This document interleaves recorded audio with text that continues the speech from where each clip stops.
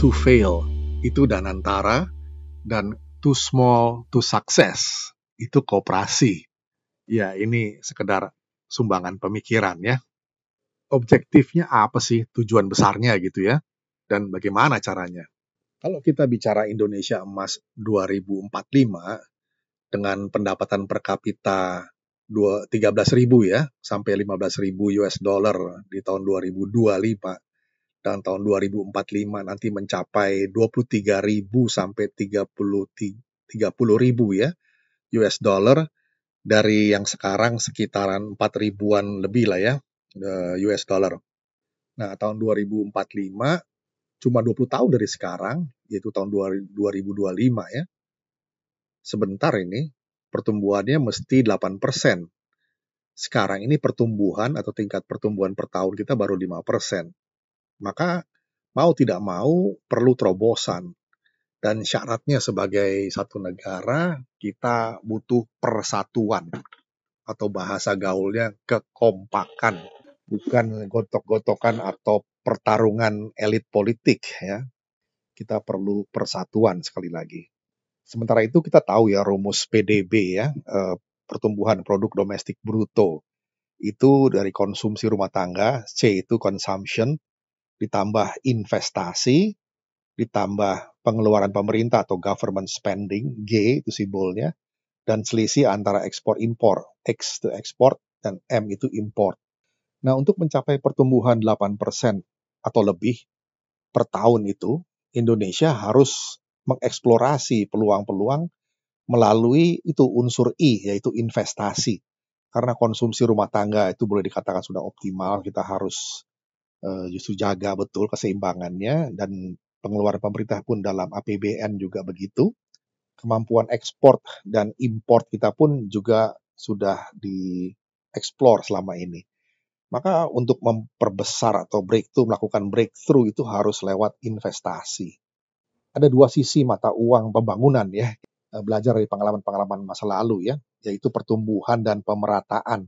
Bukan hanya sekedar pertumbuhan, tapi disparitasnya tinggi antara yang berpenghasilan tinggi dan pendapatannya rendah ya.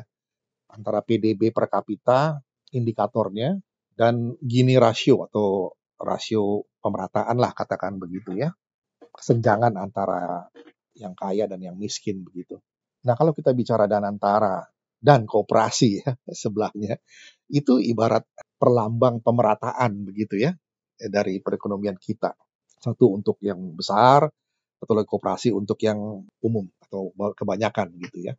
Karena dibalik atau berlari bersama Danantara dan koperasi ini, kementerian-kementerian yang berkepentingan ya banyak gitu ya, mulai dari Kementerian Investasi dan Hilirisasi, Kementerian BUMN, Kementerian Koperasi, Kementerian Koordinator Perekonomian, dan koordinator lainnya juga ya, Kementerian Keuangan, Kementerian Perindustrian, Kementerian Perdagangan, Kementerian Ekonomi Kreatif, dan Kementerian Pariwisata, dan lain-lain, tambah lagi mungkin yang lainnya. Dan antara satu lembaga investasi ya yang barusan dibentuk oleh pemerintah, ini adalah satu usaha terobosan atau breakthrough. Tapi jangan lupa penuh resiko. Ya tidak apa-apa sih, ya karena success is about smart risk management, not about wild risk taking. Karena kesuksesan itu tentang risiko manajemen, risk management yang cerdas gitu ya. Bukan tentang pengambilan risiko yang liar, yang sembarangan gitu, yang sembrono ya.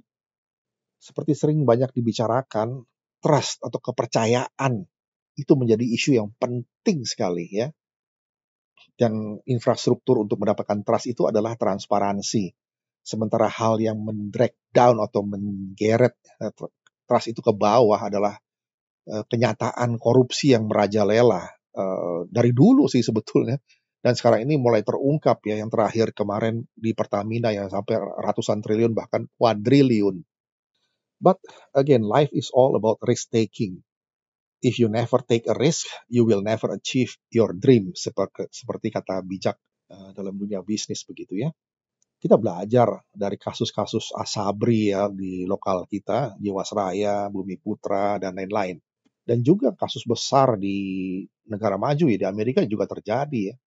kasus Lehman Brothers ya, dan banyak lagi yang lain sebetulnya yang sempat dibukukan itu. Judulnya Too Big to Fail.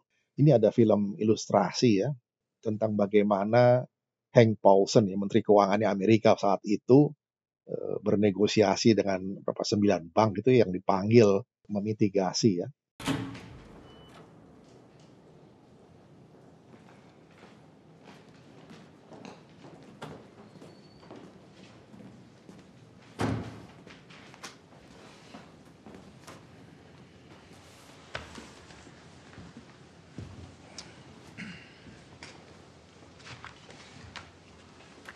We are of the view that the United States needs to take strong, decisive action to arrest the stress in our financial system.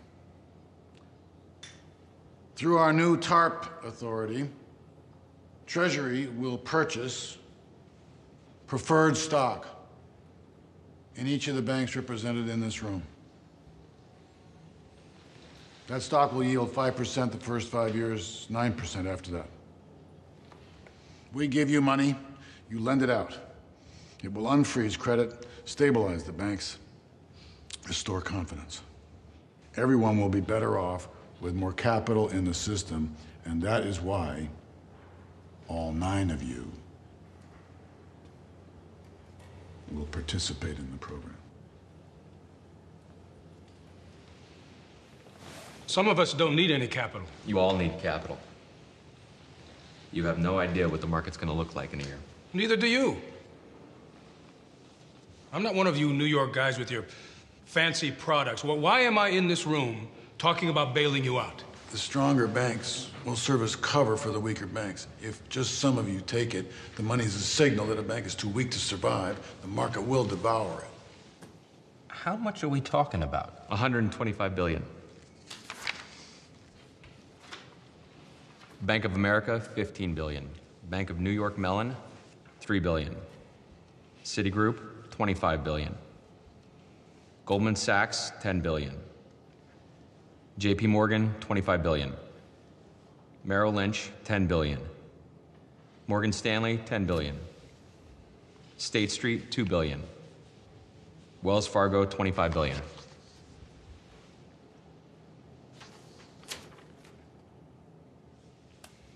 What happened to buying toxic assets? Wasn't that the idea? It's too slow. He'll be dead before we sort it out. So we're just handing the reins over to you? Deal's actually pretty good. You turn your nose up at this now and we have to rescue you later, the terms won't be nearly as attractive. It's cheap capital.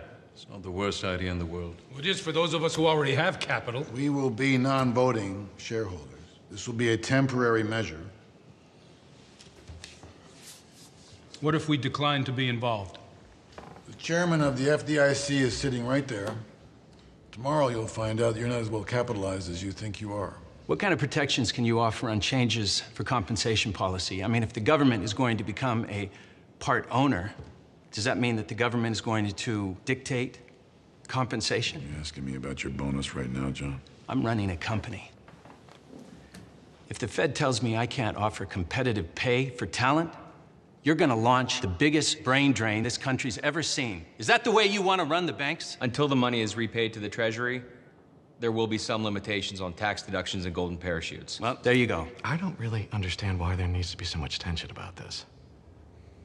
The country is facing the worst economy since the Great Depression.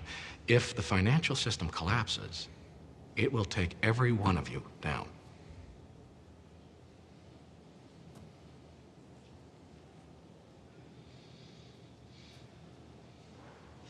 Give me the papers.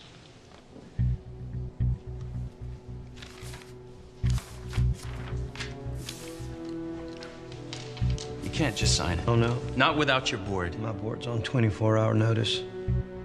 I think they'll go along with it. And if they don't, they'll fire me.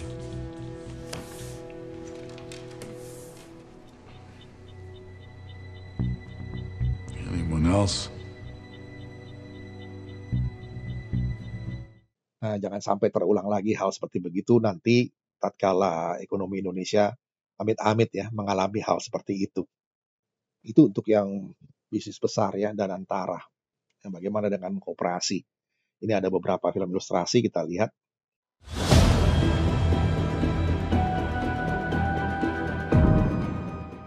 Koperasi lahir di tengah penderitaan rakyat yang tertekan sistem kapitalisme. Waktu itu, 1896, seorang pamong praja dari Purwokerto mendirikan sebuah bank untuk para pegawai negeri. Sekian dekade berselang, wujud koperasi semakin jelas terlihat, setidaknya melalui Kongres Koperasi pertama di Tasikmalaya. Hingga kini koperasi masih memberikan kontribusi nyata bagi anggotanya. Namun sayang, pamor koperasi tercoreng setelah banyak kasus timbul. Salah satunya gagal bayar. Data terkini menyebutkan setidaknya ada 130.354 unit koperasi pada 2022. Jumlah ini meningkat 1,96% dibandingkan dengan tahun sebelumnya, sebanyak 127.846 unit. Jumlah dana kelolaan pun menanjak. Pada 2022, volume usaha koperasi tercatat mencapai 197,88 triliun rupiah. Angka ini naik 15,51 triliun rupiah atau 8,51% dari 2021. Sebesar 182,35 triliun rupiah. Sayangnya, jumlah koperasi aktif tak sejalan dengan jumlah koperasi terdaftar. Pada 2018, jumlah koperasi aktif hanya berkisar 126.343 unit atau anjlok 16,97% dari tahun sebelumnya. Ketua Asosiasi Kader Sosioekonomi atau Akses Suroto menyebutkan, setengah dari total koperasi yang terdaftar di Indonesia hanya koperasi papan nama saja, alias tidak aktif. Menurut Bung Hatta, koperasi menyusun tenaga yang lemah yang tersebar itu menjadi sebuah organisasi yang kuat. Kekuatan koperasi terletak pada persekutuannya yang berdasarkan tolong-menolong serta tanggung jawab bersama. Bukan mengadakan permusuhan keluar yang menjadi sifat utama, melainkan memperkuat solidaritas ke dalam, mendidik orang insyaf akan harga dirinya serta menanam rasa percaya diri pada diri sendiri. Menurut Bung Hatta, mengajar koperasi bukan semata-mata mengajarkan ekonomi, tapi juga harus dilandaskan pada cita-cita yang berdasar pada perikemanusiaan. Dengannya diharapkan dari kalangan koperasi akan muncul para pemimpin ekonomi bangsa yang sehat, para pemimpin yang bangkit bersama nilai-nilai koperasi. Bung Hatta juga mengatakan, koperasi yang salah berdiri dan salah jalan, merusak nama koperasi dan menghilangkan kepercayaan rakyat yang sudah tertanam kepada koperasi. Nah, begitulah semangat kekeluargaan, semangat solidaritas di ekonomi berbasis koperasi.